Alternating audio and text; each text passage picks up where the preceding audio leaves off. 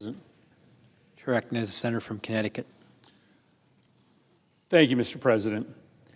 I agree with my friend from Maryland. This has to be a moment where we just drop our political affiliations, where we decide that we are Americans, that the Constitution matters, that dissent defines America, and we say and do the right thing.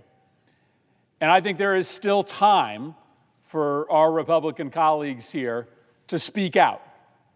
I understand they may still want to collect more facts, but as each minute and each hour passes, it's becoming clear that the main justification seems to be simply that Senator Padilla was showing some level of disrespect. And the first comments from our Republican colleagues, I think if you're an American who cares about free speech, are really concerning. One of our colleagues in the Senate said this: Senator Padilla has a responsibility to his constituents to show up at work, not to try to make a spectacle of himself. Well, that is certainly a legitimate opinion, right? You can criticize any of us for engaging in spectacle, but spectacle is not illegal.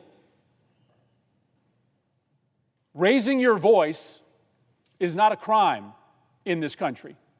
Protesting your government does not, cannot, and should not result in you being delivered to the ground by law enforcement and handcuffed.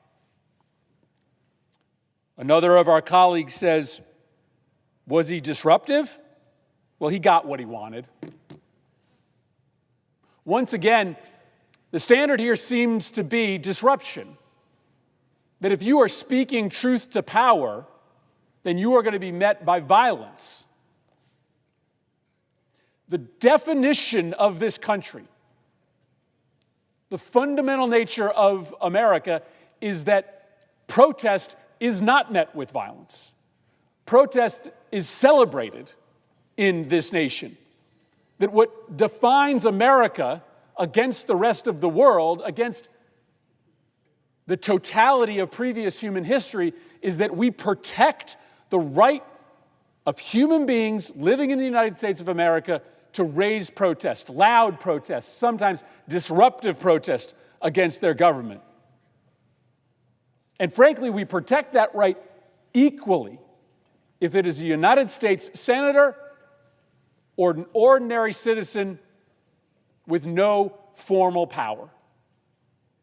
And so we can say today, well, this is really dangerous that a United States senator got thrown to the ground and handcuffed simply because they spoke up at a press conference, but it is no more concerning that it is happening to a United States citizen than what is happening to many other citizens and residents of this country right now who are being met with equal physical force. We don't expect any different treatment of United States senators than of ordinary citizens. But many ordinary citizens in Los Angeles right now are being treated with the same kind of force that Alex Padilla was met with today.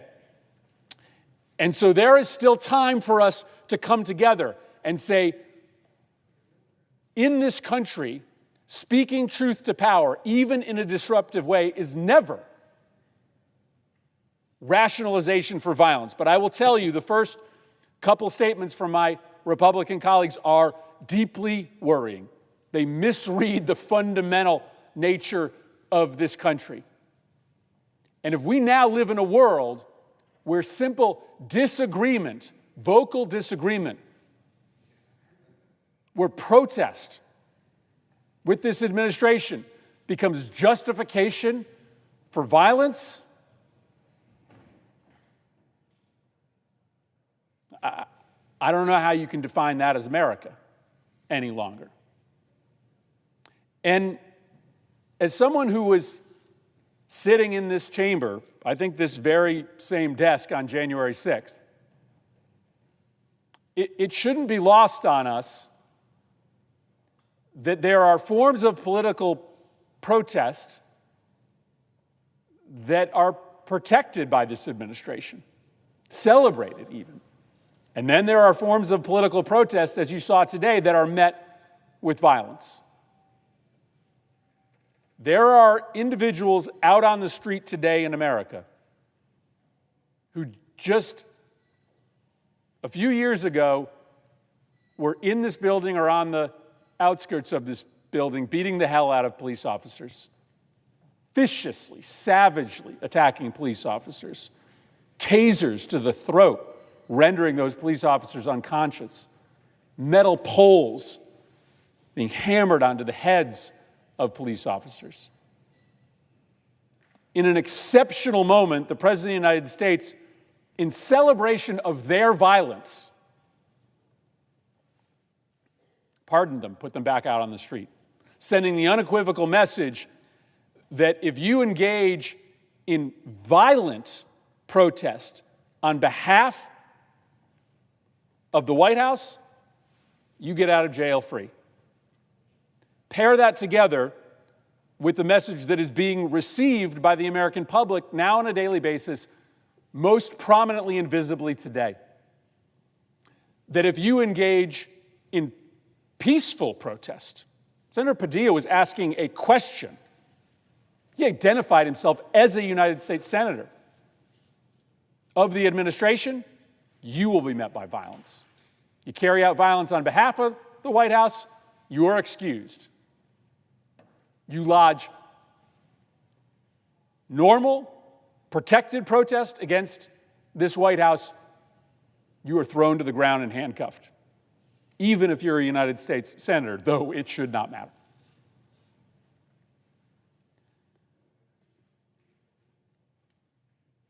And so the early reaction here, it should be chilling.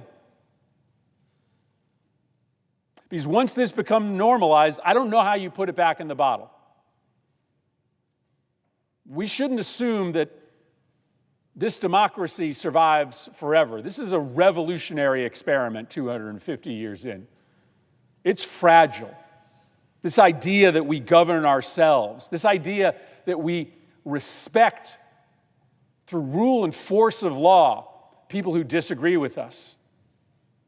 0.0001% of humans have ever lived under a system like that, in which they decide for themselves the law. Their protest, even against the most powerful people in the country, is protected by law. That idea is unnatural. It is in some ways almost destined to fall apart. And yet, for 250 years, we have not let it fall apart. We have decided that our fealty to that idea of free speech, of protected free speech, even if it rubs up against the ruling elites, the ruling class, the White House, the most powerful people in the country, in an uncomfortable way, will be protected. And so for 250 years, we have together, Republicans and Democrats, decided that that principle of free speech was more important than our political stripes, than loyalty to our party's leader or our party's ideas. And so at some point tonight, a Republican has to come down to this floor. At some point this weekend, some of our Republican colleagues have to speak out. On behalf of this fundamental American idea, on behalf of the United States Senate, on behalf of our colleague. We can still fight on tax policy and immigration policy. We can have big disagreements about the reconciliation bill. It will not harm my Republican colleagues' ability to render argument on the things that matter to them. It's okay for us to agree that what happened to Alex Padilla 2 hours ago crosses a line. It doesn't compromise my Republican colleagues' integrity as Republicans to decide that there is still right or wrong, that not everything is black or white, that 2 + 2 sometimes has to still equal 4. What happened to Senator Padilla should not have happened. He identified himself. It's not true that he didn't identify himself. What happened to him in the room is not justifiable, but certainly what happened to him outside the room isn't justifiable. Once he was removed from the room, being thrown to the ground as he is identifying himself as a senator, being handcuffed, can't be justified. So we're going to hang around on this floor in hopes that at some point, somehow, and I know not all of our Republican colleagues are still in town, speak up on behalf of this basic premise, this basic foundational idea of America, that even when protest rubs you the wrong way, even when you don't like the form or substance of it, that we are no longer the country that we love, the country that we teach our kids about, if we don't find a way to come together to object to protest being met with this kind of violence. I yield the floor.